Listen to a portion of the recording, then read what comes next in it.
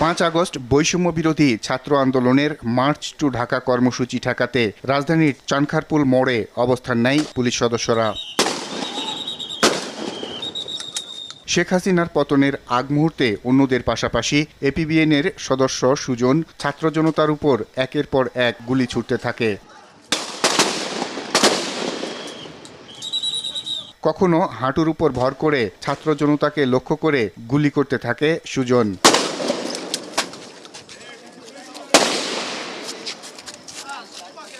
কখনো শুয়ে থেকে নিখুঁত নিশানায় গুলি চালাতে দেখা যায় তাকে।